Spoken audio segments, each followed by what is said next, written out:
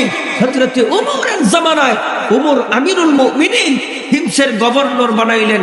হযরত সাঈদ বিন আমেরকে হিমসের governor নিযুক্ত করলেন। ঈমান পরীক্ষা করতে চায়, 100 স্বর্ণ মুদ্রা ঘরে পাঠাই দিছে। 100 স্বর্ণ মুদ্রা পাওয়ার সাথে সাথে সাঈদ বিন আমের জোরে জোরে চিৎকার। বিবি দৌড়ে আসছে, ও প্রাণের স্বামী এত জোরে কান্দেন কেন? পুতিলা ওমর। ওমর কি মারা গেছে? কয় না, ওমর মারা যায়নি। এত জোরে কান্দেন কেন? কি হইছে?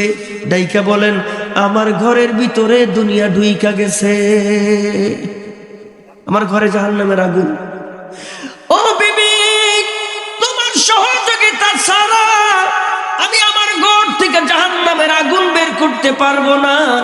তোমার সহযোগিতা লাগবে, তোমার সহযোগিতা ছাড়া আমি আমার ঘর থেকে দুনিয়া বের করতে পারবো না। ডাইকা বলেন, ও প্রাণের স্বামী কি হইছে খুইলা বলেন না। আমার ঘরের ভিতরে 100 স্বর্ণ মুদ্রা ঢুকছে। বোরকাটা পরলেন, বড় একটা চাদর স্বামীর গায়ের মধ্যে জড়ায়া দুইজন রাতের বেলা ঘর থেকে বের হয়ে গেছে। মানুষের দুয়ারে দুয়ারে যায়, মানুষের ঘরে ঘরে যায়।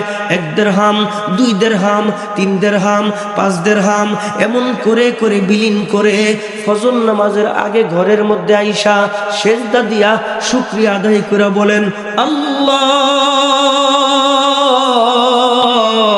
শুকরিয়া আদায় করি ঘর থেকে দুনিয়া বের হয়ে গেছে, শুকরিয়া আদায় করি ঘর থেকে জাহান্নামের আগুন বের হয়ে গেছে। জবান খুলে বলেন সুবহানাল্লাহ। ওমর খুশি, ওমরের কাছে খবর গেছেন, চিঠি লেখছেন, এক হিমসের গভর্নর আমি চিঠি লিখলাম, এলান লাগায় দাও হিমসে। ও হিমসের গভর্নর, সমস্ত জনগণকে খবর দাও, অমুক তারিখে আমি আসব, জনসভা হবে, মানুষের সঙ্গে আমি কথা বলবো। গোটা হিমসের মধ্যে আনন্দের জোয়ার, গোটা হিমসে হযরত ওমরের আগমন। কিছু কিছু মানুষ চিন্তা করে হযরতে ওমর আসবেন। আরে কোন ওমর? যেই ওমরের মানসা অনুযায়ী মহান আল্লাহ কোরআন শরীফের 19 জায়গায় কোরআন শরীফের আয়াত নাজিল করছে। কোন ওমর? যে ওমর সেরা, কোন ওমর? যে ওমর হক, কোন ওমর? যে ওমর রসুলের কন্যা আনতে যাইয়া নিজের কন্যাটা নবীর কদমের মধ্যে বিছাই দিচ্ছেন, সেই ওমরের আগমন। ওমরের আগমনে এত খুশি জনগণ, হাজার হাজার জনগণ আসছে একটা নজর শুধু ওমরকে দেখার জন্য। একটু উঁচু জায়গায় দাঁড়ায়া হিমসের গভর্নরকে সাথে নিয়ে জনগণকে জিজ্ঞেস করে, হিমসের গভর্নর বলে কি কয়, জনগণকে সামনে আনছি, আজকে আমি জিজ্ঞেস করব তোমার বিরুদ্ধে জনগণদের কোনো অভিযোগ আছে কিনা। এবার হযরত ওমর ডাইকা বলেন, ও হিমসের জনগণ, হিমসের গভর্নরের বিরুদ্ধে তোমাদের কোনো অভিযোগ আছে? থাকলে বলো। কেউ দাঁড়ায় না, কোনো অভিযোগ নাই।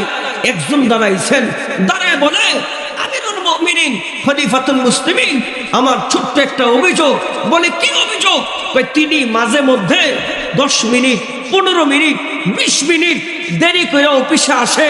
এই অভিযোগটুকু আমি তোমার কাছে করলাম।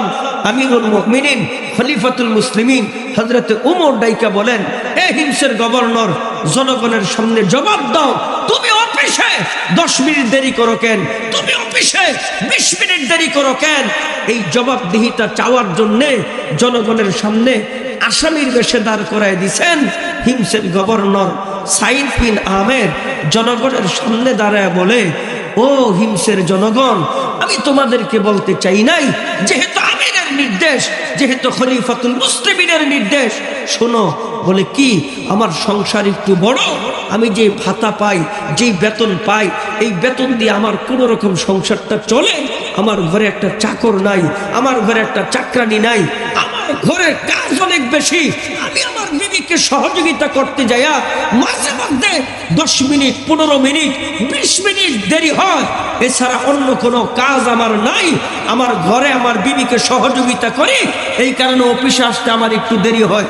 একজনের জবান বন্ধ নাই, জোরে করে সুবহানাল্লাহ। আর আমাগো নেতারা গাড়ির দরজা খুলে দেয় একজনে, জোতা মোছে 2 জনে, সিগারেটের প্যাকেট রায় 3 জনে, আগুন ধরায় দেয় আরেকজনে। সাহর চাকরানির তো অভাব নাই। কথা কয় না? জোরে কন।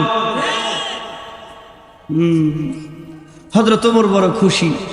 জিজ্ঞেস করেন, আর কার কোন অভিযোগ আছে? থাকলে বলো। আরেকজন দাঁড়াইছে, দাঁড়ায় বলেন, এই হিমসের গভর্নর, তার বিরুদ্ধে ছোট্ট একটা অভিযোগ। বলে, কি অভিযোগ? রাতের বেলা দরজা বন্ধ থাকে, রাতের বেলা দরজা খোলে না, রাতে দরজা বন্ধ। দিনের বেলা সার্ভিস, দিনের বেলা আমাদের সময় দেয়, রাতের বেলা দরজা বন্ধ, রাতের বেলা দরজা খুলে না। হিমসের গভর্নর, দাঁড়াও, জনগণের সামনে জবাব দাও, রাতে দরজা বন্ধ থাকে কেন? রাতের বেলা তোমার সেবা পায় না কেন মানুষ? দেখে বলেন, আমিরুল মুমিনিন, খলিফাতুল মুসলিমিন, সারাদিন মানুষের সময় দিই, আমি ইবাদত বন্দেগী কইরা তৃপ্তি পাই না। রাতের বেলা দরজা বন্ধ কইরা আমি মালিকরে সময় দেই, মাঝে মধ্যে একটা সেজদা দেই, এক সেজদা ফজর পর্যন্ত চলে যায়। কেমন গভর্নর ভাই? আহা, কইতে গেলে অনেকে বেজার হয়ে যাইব, কইতে গেলে বেজার হয়ে যাইব। দরকার নেই ভাই, কোনো কথা করে দরকার নেই, কথা কইয়া কইয়া যাই গা, তাই না? আরে আলেমরা যখন জেলখানায় ছিল, আলেমরা NSI, DB, DGFI, army, RAB, BDR, police সবাইকে হুজুর গো বাইর করে দেন। কয় কে? হুজুরে যদি জেলখানায় বেশি দিন থাকে তাহলে গোটা জেলখানাটা একটা মাদ্রাসা হয়ে যায়। কে মাদ্রাসা? কে? এক একটা ওয়ার্ডের মধ্যে 200 মানুষ, 250 মানুষ, 300 মানুষ, আলেমরা বিভিন্ন ওয়ার্ডে। হ্যাঁ, তো কোনো কাম নাই, মোবাইল নাই, বউ নাই, বেডি নাই, ব্যবসা নাই, বাণিজ্য নাই, চাকরি নাই, কিছুই তো নাই। আলেমরা যাই সেখানে কি করে? আলেমরা যাইয়া সেখানে সবক পড়ানো আরম্ভ শুরু করছে। 10 জন, 15 জন, 20 জন, 25 জন, 30 জন গ্রুপ করে কইরা, আলিফ আলিফ আলিফ, ওদিকে বা বা বা, ওদিকে তা তা তা, আরেক জায়গায় আলিফ লাম জবর আল, হামিম জবর হাম, দাল পেশ দু, আলহামদু। গোটা জেলখানায় যেন খালি কোরআনের আওয়াজ। আলেমরা জেলে গেল লাভ, আলেমরা রক্ত দিল লাভ, আলেমরা ঘাম দিল লাভ, আলেমরা যা করে তাই লাভ। আওয়াজ দেওয়া জোরে কোন, ঠিক কিনা? এনে মাদ্রাসা না করলে ফুলারে কই পড়াইতেন? কই পড়াইতেন? আরে পৃথিবীতে একজন পাইবেন না আপনার অরিজিনাল দরদি। আপনার ব্যবসার কথা কইব, আপনার লাভের কথা কইব, সবকিছুর কথা কইব, কিন্তু আপনার মাত্র 70-80 বছর জিন্দেগি, 90 বছর হায়াত, মৃত্যুবরণ করলে অনন্ত অসীম সময়, ওই কথাগুলি একমাত্র আলেমরাই বলবো। জোরে কোন, ঠিক কিনা? এবার ডাক দিয়া কয়, ঘটনা কি? গোটা জেলখানার মধ্যে খালি কোরআন শরীফের আওয়াজ, কোরআনের আওয়াজ, কোরআনের আওয়াজ। আল্লাহু আকবার। এই গভর্নর, এই কোরআন হযরত ইব্রাহিম আলাইহিস সালাতু ওয়াস সালাম দুয়ার মাধ্যমে রসুলকে আনলেন, ঘর বানাইলেন, ঘরে শিক্ষক পাইলেন, ছাত্র পাইলেন। এখন সেখানে শিক্ষা দিবেন কি? কি শিক্ষা দিবেন? আল্লাহ তাআলা সিলেবাস দিয়া দিয়েছেন, ইয়াতলু আলাইহিম আয়াতি। ওখানে কোরআনে কারীমের তেলাওয়াতের শিক্ষা। এটা আল্লাহ প্রদত্ত সিলেবাস, আল্লাহ প্রদত্ত সিলেবাস। এবার বলেন, কেউ যদি কোরআন শরীফের তেলাওয়াত করে, নবী রাহমাতুল্লাহি আলাইহি বলেন, কোরআন তেলাওয়াত এমন একটা বড় আমল, আল্লাহ পাকের কালাম, এত বড় একটা সম্পদ। এই সম্পদের গহীরে তো আমরা ঢুকতে পারি নাই। এটা যে কত বড় সম্পদ